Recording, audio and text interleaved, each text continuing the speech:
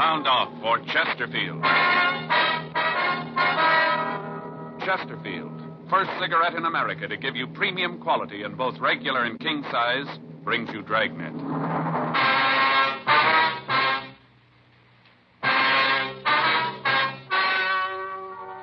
Ladies and gentlemen, the story you are about to hear is true. The names have been changed to protect the innocent.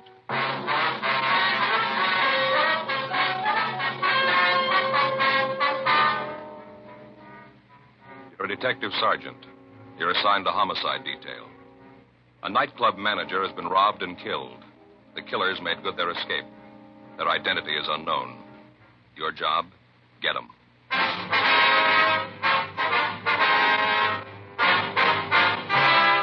Dragnet, the documented drama of an actual crime.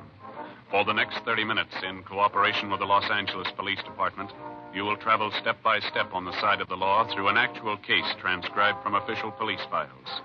From beginning to end, from crime to punishment, Dragnet is the story of your police force in action. It was Wednesday, April 7th. It was warm in Los Angeles. We were working the day watch on a homicide detail. My partner's Frank Smith. The boss is Thad Brown, chief of detectives. My name's Friday. I was on the way back from R&I, and it was 1:46 p.m. when I got to the interrogation room. Find anything? Oh, they're checking it now. Mr. Seaton? Yes, Sergeant. I wonder if you'd mind going over all that happened just once more. You might have forgotten something, some little thing that might help us here. All right. Where do you want me to start? Where I came in this morning? Yeah, that'll be fine. Well, I came into work about 8:30. Is that the time you usually get there? Yes, sir. It depends what time I catch my bus. Usually it's about then, though. Mm-hmm. Was Mr. Kelby there then? Yeah, he usually gets in around 8 or so, comes in, looks the place over. You know, checks the register, liquor supply in the bar, stuff like that. Mm-hmm. And then he goes to his office to count the money for the night before, get the deposit slip ready for the bank. That's what he was doing this morning when they came in. You see him come in? Yeah, I was in the kitchen when those two men came in. Mm-hmm. First, I thought they were salesmen. Both of them were dressed kind of nice. A lot of salesmen come in to see Kelby that time in the morning. I didn't figure anything was wrong. They say anything to you, these men? Well, no, not at first. They just stood there looking the place over. I went on peeling my potatoes. And then I heard one of them say that he guessed they might as well get it over with, and that's when they pulled the guns and told me it was a stick-up. Mm-hmm. Go ahead. Well, first, I didn't know quite what to do. I asked them if they was kidding, not to pull jokes like that. And I told them if it was a joke, it wasn't very funny. Mm-hmm. And then the big one come over and told me to keep my mouth shut, told me it wasn't any joke. And if I made a sound, they'd just soon blow my head off and look at me. Well, you just know I wasn't about to cause any trouble. Did Mr. Kelby know they were in the place? No, not then. You see, he keeps the door to his office closed when he's counting the money, and I thought about yelling to him, but then when I looked at those two guys, I thought about what they'd said about killing me. I decided not to. What'd these men do then? The tall one walked over to the door of Mr. Kelby's office and knocked on the door, and Mr. Kelby said for him to come in. Mm-hmm. And they opened the door and walked in. He saw the guns, asked them what they wanted. Told them they'd better get out of there with those guns, not to cause any trouble. The little one laughed at him and said they wanted the money and that Kelby was the one who shouldn't cause any trouble. I see. Go ahead. Well, the little one started to pick up the money and stuff it in his pockets, and Mr. Kelby told him they better leave it alone, that he had friends who'd take care of him. And the two of them said something I couldn't hear. The little one told Kelby that his friends wouldn't do him any good. And that's when they shot him. Which one actually shot him? Oh, the little one. He's the one who said that thing about the friends. Well, did you try to do anything to help Kelby while all this was going on? Well, what could I do? I told you what those guys said. Kelby wanted to be a hero, save the money. Fine. I wasn't his money. It belonged to the owners. Look, I tell you, Sergeant, money isn't worth that much. They nail you into that box, and they don't throw a bank book in. Those guys told me to stay put. I stayed put. What did these two fellas do after they shot Kelby? Well, the big one was real surprised, like he didn't know the little one was going to do it. He yelled at him he was a fool, said he was a stupid fool. Those were his exact words. And the little guy finished getting all the money, and then they ran out. Well, I'll tell you, I was scared to death they were going to kill me, too. It looked like it for a minute, too. How do you mean? Well, when they ran through the kitchen of the back door, the little one stopped and asked what they was going to do about me. I thought, sure, my number was up. That big one said not to make it any worse, to leave me alone. Then they ran out of the place. And boy, that's when I called the cops and those other guys, out there in the car. And then you came. And the rest you know. Are you sure that you've never seen any one of these men before? Well, sir, I'm pretty sure I haven't. I wonder if you can give us some kind of a description on these two men. Yeah, the big one was about 6'2", maybe 3. Weighed about 180 to 200. Dark, black curly hair. Anything special about him? The way he talked? Any scars, anything like that? No, nothing. How was he dressed? Can you remember? Yeah, he had on a gray suit. Glen plaid had kind of red in it, The suit looked expensive. He had black shoes, a maroon tie. Now, how about the smaller one? What did he look like? Oh, he was a little one, 5, 6, or 7, 130, 35 pounds. He was dark, too, black hair, cut real short. Uh-huh. How about his clothes? Oh, had on a blue suit. Looked like a gabardine. Single-breasted, light blue. Had on a yellow shirt and dark blue tie. Would you know if there were any marks or scars on him? Oh, yeah. He had a little tiny scar right here. On the edge of his mouth. Uh-huh. Made him look like he was smiling all the time. Well, these are very good descriptions, Mr. Seaton. They're going to help us a lot here. Yeah, well, like I said, I wasn't about to be a hero and try to stop these two, but I knew that you'd want to know what they looked like, so I tried to get all the dope I could. We understand. Now, during the holdup, did either of these men use any names? One of them call the other by a name, anything like that? Oh, let me think about that. Yeah, there was something. While they were in the office, while the little guy was picking up the money, the big one said, "Hurry up, Deuce." Yeah, he called him Deuce. That was a smaller one? Uh-huh, that's right, Deuce. Joe. Yeah. I'll ask the staff's office to make a run on the descriptions and M.O. for us. Check the oddity and the moniker file in the R&I office and see if they can come up with a deuce or anything on the scar. That'll be fine, Frank. Thanks a lot. Hey, you got cigarettes, Sergeant? Yeah. There you go. Thanks. Yeah, how about a match? Sure. There you are. Thanks. Yeah, it's a terrible thing, Kelby being shot. I'll probably lose my job. How's that? I'll probably lose my job. The owners will figure, sure, I should have tried to stop those guys. Well, those are the breaks. You said that when these men came in, the door to the manager's office was closed. Is that right? Oh, yes, sir. Mr. Kelby always kept it closed when he counted the money, just like I said. Uh-huh. Well, then it looks like the men knew that Kelby would be checking the money at that time, doesn't it? That they knew the layout of the place when they came in. Yeah, I never thought of that. By gosh, that's what must have happened. They sure seemed to know what was going on. Anybody else that was usually around at that time, would you know? Anybody that might have known that the manager worked the accounts at that particular time? No, there's nobody else around. But I don't think that Mr. Kelby kept it a secret about the money. Was Kelby conscious at all after he was shot? Do you remember that? Not more than a minute. I ran over to him right after the men left. I wanted to see if I could help, Okay. Yeah, he was shot pretty bad. They'd hit him in the stomach. He was all doubled up. Terrible. He looked up at me and said, "I know." And his voice kind of trailed off. That's all. Just, I know. Staff's office is making the run, Joe. We got out the local and the APB on the suspects. Nothing that matches the name Deuce and nothing on the scar. Anything from the crime lab yet? No. Checked by the office. While I was there, Murphy called from Georgia Street. Anything? Yeah, not good. What? Kelby died and never regained consciousness. With the death of the victim, any information he might have given us about his killers was gone. The one witness to the murder was shown the mug books, but was unable to identify the suspects. Sergeants Gillen Cenas and Danny Galindo canvassed the neighborhood and came up with the driver of a bakery truck who thought he'd seen the killers leave the club. He told them that 2 men answering the description given us had walked out of the club and gotten into a late model Mercury sedan. He'd not been able to get the license number of the car, however. He was brought into the office and shown the mug books, but he was unable to point out the killers for us.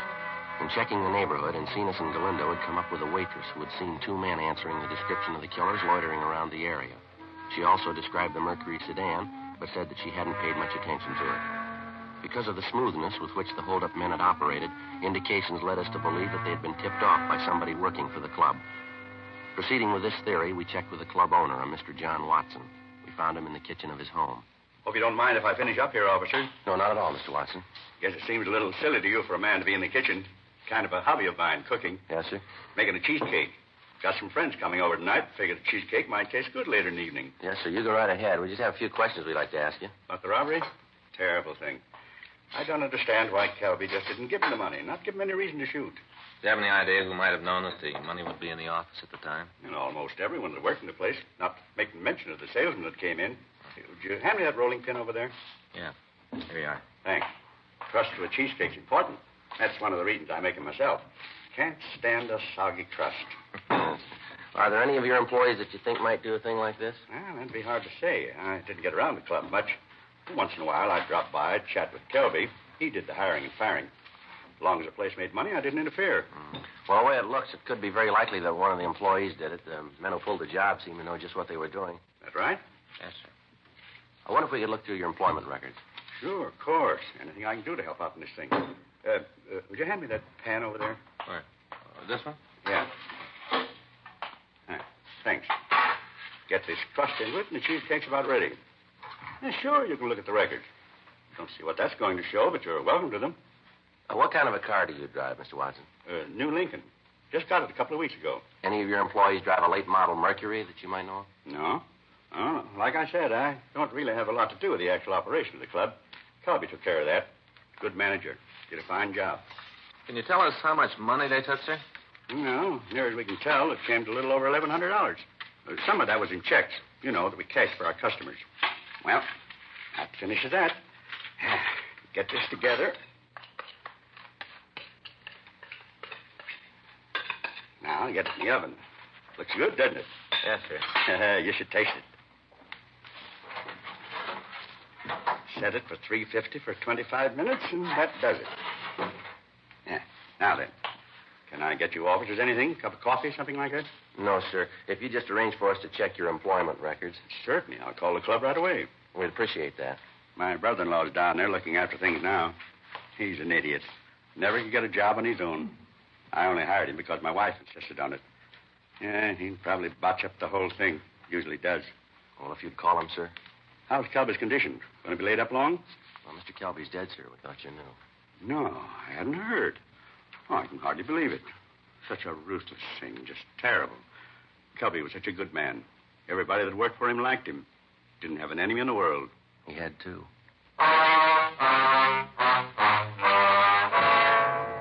We went back 5 years into the employment records of the club. There were over 200 names. Each of them had to be checked out. Frank and I spent 2 months running them down. In all instances, the people interviewed had alibis, or else they could explain their action at the time of the robbery and killing. In each instance, if the person owned an automobile, it was checked. A broadcast and an APB had been gotten out on the late model Mercury seen at the club, but there had been no answers. No replies had come in on the descriptions of the two suspects. June 17th, we were checking out the last 3 names on the list. One of the 3, a David Adams, listed a rooming house on West 34th Street as his home address. We checked with the landlady, a Mrs. Elvia Collins. Adams? Sure, he lives here, second floor front. Wonder if we could talk to him, ma'am. Sure, got no reason to say you can't. Come in. Thank you, ma'am. He isn't in right now. Went out about an hour ago. Said he had a lead on a job, and I sure hope he gets it. He's a couple of months behind in his rent. That's fine. Sit down. Just take any chair. Thank you, Miss Collins. You officers like anything? Mint on the table there. Help yourself. No, thank you.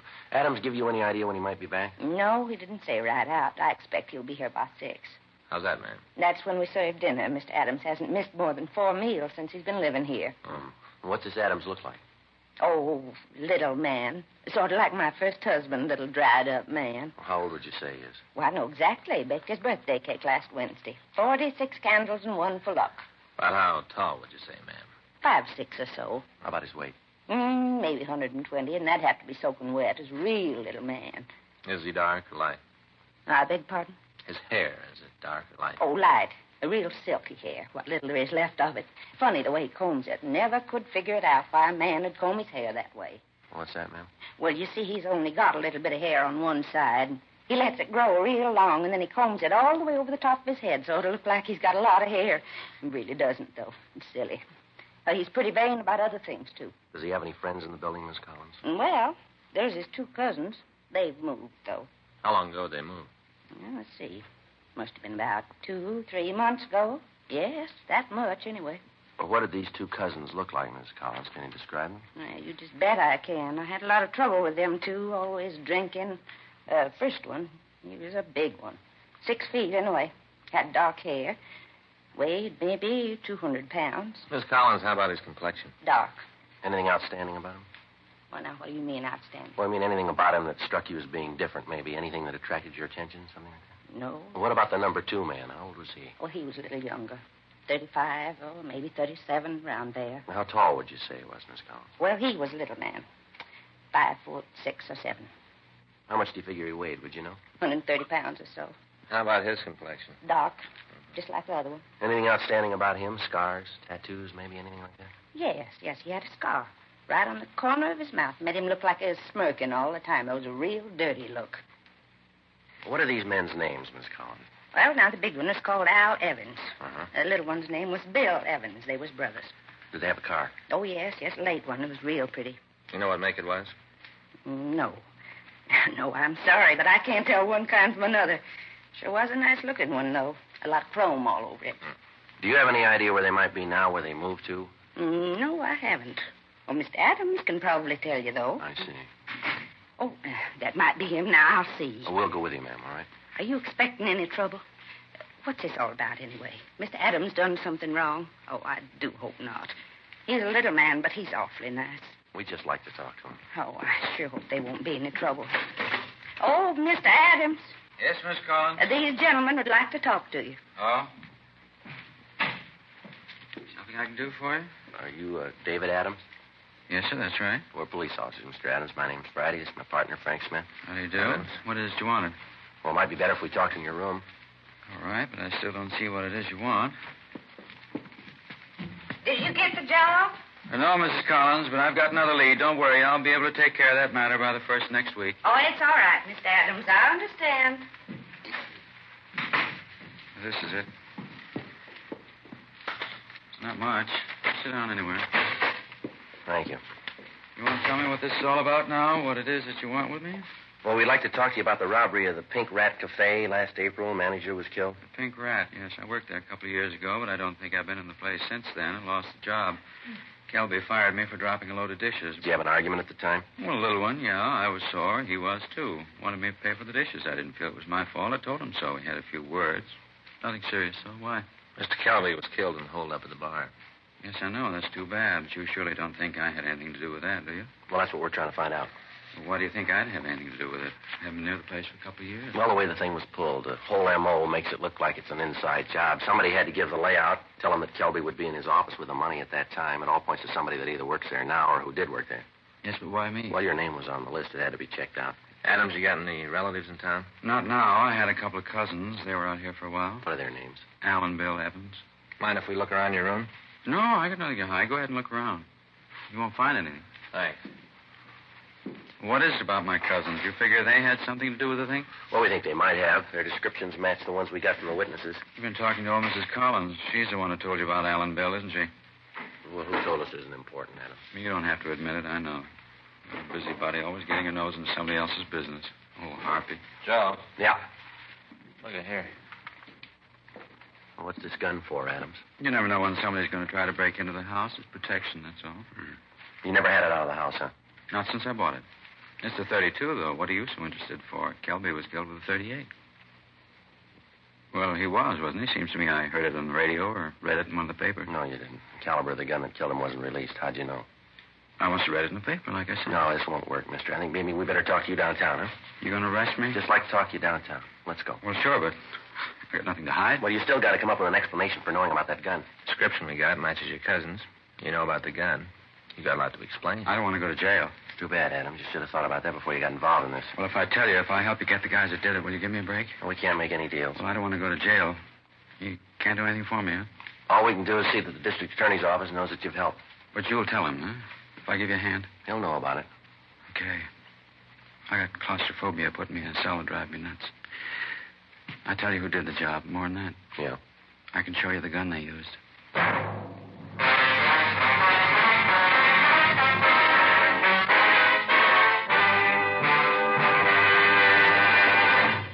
You are listening to Dragnet, the authentic story of your police force in action.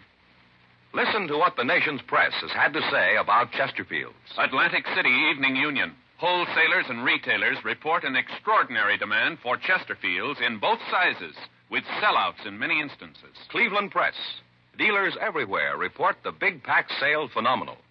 Last week in Cleveland, some areas reported the long-size Chesterfield outsold all other brands. And from all over the country, we're getting reports from dealers telling us no product they ever handled has grown so fast in so short a time as king-size Chesterfields. Yes, with the buying public today, high quality for the money is a must. And that's why so many smokers are changing to Chesterfield. First cigarette in America to give you premium quality in both regular and king size. King size Chesterfield is exactly the same as regular Chesterfield, except it's larger. Contains so much more of the same tobacco, it gives you a 21% longer smoke, yet costs very little more. And the tobacco in king-size Chesterfield is of better quality and higher price than the tobacco in any other king-size cigarette. Try Chesterfield. Either way you like them, regular or king size, they're much milder. Chesterfield gives you the best possible smoke.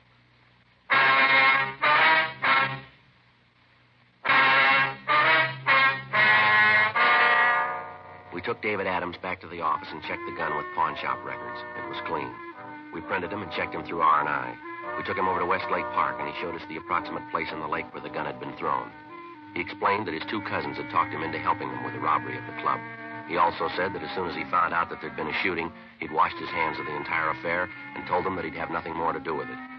The loot from the robbery had been divided between the two cousins, Adams taking no part of it.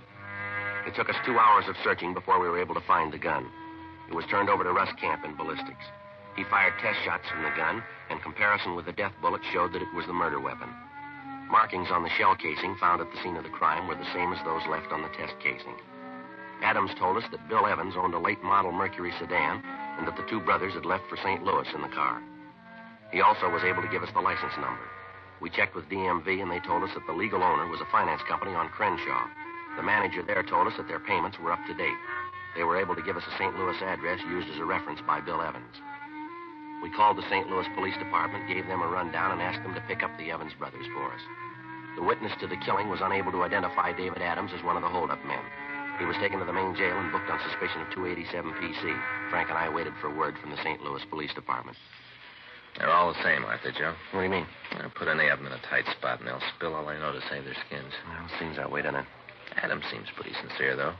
Seems like he does really want to help. Well, we'll know more when we hear from St. Louis. You figure that Adams is telling the truth? I don't know.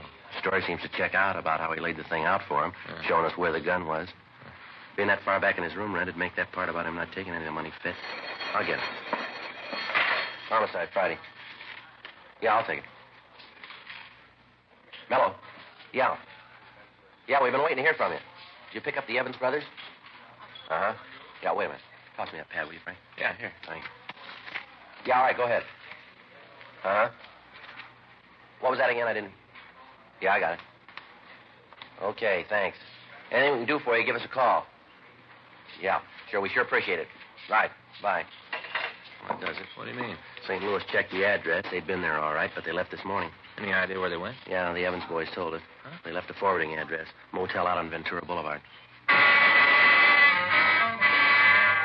Frank and I notified Captain Lorman of the new developments. We talked to the manager of the motel, and she told us that she did have a reservation for June 24th under the name Evans. She told us that they'd be in Cottage 12. In view of the fact that the suspects had not been alarmed, we decided not to put out an APB on the car. We felt reasonably sure that having made the reservations, they'd keep them. But in the event the suspects arrived earlier than expected, a surveillance was placed on the motel 24 hours a day. Sergeants Howard Hudson and Bill Cummings took the period from 6 a.m. to 6 p.m. Frank and I covered the other 12 hours. Directly across from the motel was a used car lot. We talked to the manager, and he gave us permission to sit in any one of his cars while keeping the place under surveillance. As we relieved each other, the police car was taken back to the city hall, so there would be no indication that the place was staked out. 4 days passed. No sign of the suspects. June 23rd, 4:32 a.m. Joe. Yeah, Mercury sedan. License checks. 2 men. Stopping at the manager's cottage. They're ringing a bell. Yeah, looks like they're signing the register. Must be. There. He's giving him the key. All right, let's let him get to the cottage. We told her we would. All right. And there's the landlady's signal. Let's go. Right.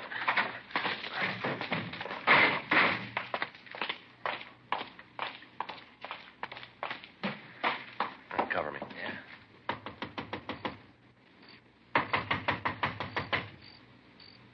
Who is it? This is the manager. Gonna have to move your car. Huh? You gotta move your car. Put it in the back. What do you want? Hey, Hey, Joe, get the other one. Yeah. Get away from the cop. Leave me alone. All right, give it up, mister. I'm getting out. You got any brains? You ain't gonna try to stop me. You're going no place, mister. You can't get over that wall. Throw that gun out here. You haven't got a chance. Not sure, Rocky. You'll never take me. All right, hold it up, Evans.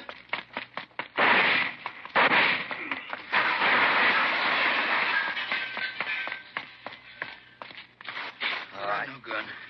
I dropped the AC. I got no gun. Get a doctor for me, huh? Or hurt. Yeah, we'll call one. You didn't have to shoot, did you?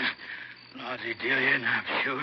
You didn't give me much choice, mister. I wasn't trying to hit you, just trying to scare you, that's all. I didn't want to hit you. I'm a good shot. I knew what I was doing. Yeah, you proved you're a good shot. What do you mean? When you killed Kelby.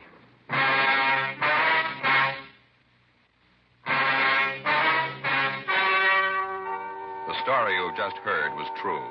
The names were changed to protect the innocent. On October 4th, trial was held in Superior Court, Department 87, City and County of Los Angeles, State of California. In a moment, the results of that trial. Nose, throat, and accessory organs not adversely affected by smoking Chesterfields. First such report ever published about any cigarette. Yes, and it applies only to Chesterfield. A responsible consulting organization has reported the results of a continuing study by a competent medical specialist and his staff on the effects of smoking Chesterfield cigarettes. A group of people from various walks of life was organized to smoke only Chesterfields. For 6 months, this group of men and women smoked their normal amount of Chesterfields, 10 to 40 a day. 45% of the group smoked Chesterfields continually from 1 to 30 years, for an average of 10 years each. At the beginning and at the end of the 6-month period, each smoker was given a thorough examination, including X-ray pictures, by the medical specialist and his assistants. The examination covered the sinuses as well as the nose, ears, and throat. The medical specialist, after a thorough examination of every member of the group, stated, quote, "It is my opinion that the ears, nose, throat, and accessory organs of all participating subjects examined by me were not adversely affected in the 6-month period by smoking the cigarettes provided," unquote. Now remember this Chesterfield report. It's the first such report ever published about any cigarette. Nose, throat, and accessory organs not adversely affected by smoking Chesterfields. Buy Chesterfield either way you like 'em, regular or king size. Chesterfield gives you the best possible smoke.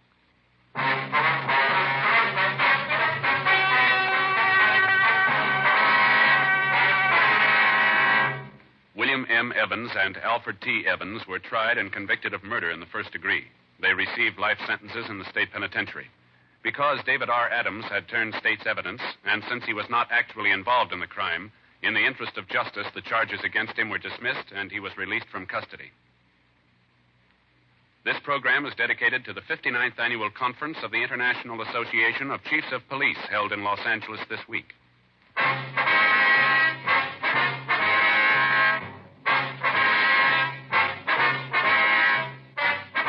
You have just heard Dragnet, a series of authentic cases from official files. Technical advice comes from the Office of Chief of Police W.H. Parker, Los Angeles Police Department. Technical advisors Captain Jack Donahoe, Sergeant Marty Wynn, Sergeant Vance Brasher. Heard tonight were Ben Alexander, Virginia Gregg, Jack Crucian. Script by John Robinson. Music by Walter Schumann. Hal Gibney speaking. These great programs sound off for Chesterfield. Radio, Dragnet, The Dean Martin and Jerry Lewis Show. And every weekday, Arthur Godfrey time. On television, Dragnet, Gangbusters, Arthur Godfrey and his friends, and The Perry Como Show. Tomorrow, you'll want to sound off for Chesterfields. Because either way you like 'em, regular or king size, Chesterfield gives you the best possible smoke. Chesterfield has brought you Dragnet, transcribed from Los Angeles.